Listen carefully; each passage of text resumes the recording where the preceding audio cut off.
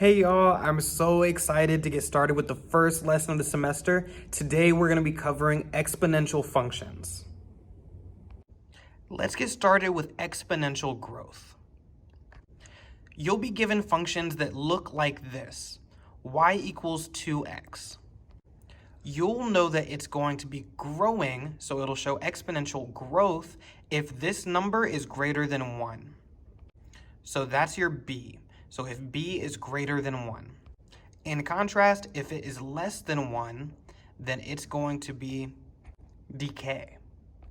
So that means if it's a fraction. So if it's anything between 0 and 1, then it is going to be decay. If it is greater than 1, then it's going to be growth. So given the function y equals 2 to the power of x, we're going to complete the table and graph below by plugging in these x values as the exponent. So the x there is going to be changing. So we'll plug in -3. So y equals 2 to the power of -3. Let's plug that in our calculator. So 2, this little caret, to the power of -3. And I'm going to press enter, and I get 1/8. Let's try -2. So y equals 2 to the power of -2. Enter. We get 1/4. -1. So y equals 2 to the power of -1. Enter. We get 1/2. Y equals 2 to the power of 0.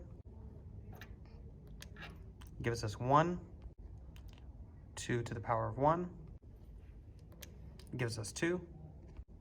Y equals 2 to the power of 2. Ignore the blue ink, but that gives us 4. Y equals 2 to the power of 3. That gives us 8. And y equals 2 to the power of 4.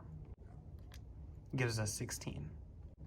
So what we notice is that as the y values get bigger, or as the x values get bigger, the y values get bigger as well. As the y values get smaller, we'll notice that this fraction is going to get smaller and smaller. So it's going to approach 0, but never touch. Let's go ahead and graph this out. So I graphed all of the points. So -3 would be at 1/8, -2 would be at 1/4, -1 would be at 1/2, 0 would be at 1, 1 would be at 2, 2 would be at 4, 3 would be 8, and 4 would be at 16. So what I notice is that as I go to the left, this is going to continue to get smaller and smaller and almost touch the 0, but never quite reach it. And as we go up, it's going to go all the way up into infinity. It's going to go all the way to the right and all the way up, but it's going to get to the high numbers super early. So what happens to the y values as the x values get smaller? 1, the y values are always also going to get smaller. So as x gets smaller, in this case, y is also going to get smaller. The y values are also going to go towards, but never touch, the 0. So this right here is 0. This line is going to approach it always, but it's never going to quite get there. And what we call this is an asymptote. So an asymptote is a line that our graph will get closer and closer to, but will never touch. So in this instance, that is y equals 0. It's that vertical line, or that horizontal line at 0 on the y-axis. Next question, what are the y-intercepts?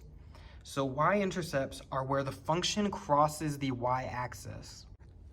So in this case, the function crosses the y-axis at 1. D, what's the domain? So the domain is how far left our graph goes all the way up to how far right it goes. And these are our x values. So if we look on the x-axis, I see that there is an arrow going left forever. So this graph is going to go all the way to negative infinity. So negative infinity would be our first number. And whenever we have infinity, that means we're going to use the close sign. Since this is x, we're going to use our x. And then this line is going to continue going right forever. So it goes all the way to infinity.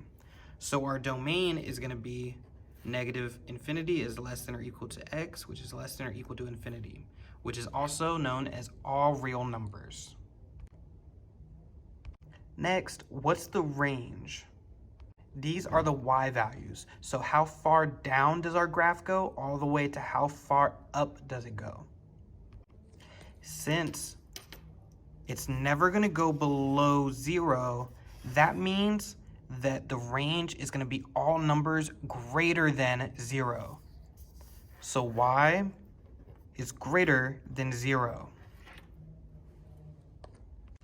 When we're talking about these kinds of graphs, growth, where it goes really low to really high exponentially, we'll see some real-world examples in population growth, in the spread of a virus, and sometimes even money in a savings account.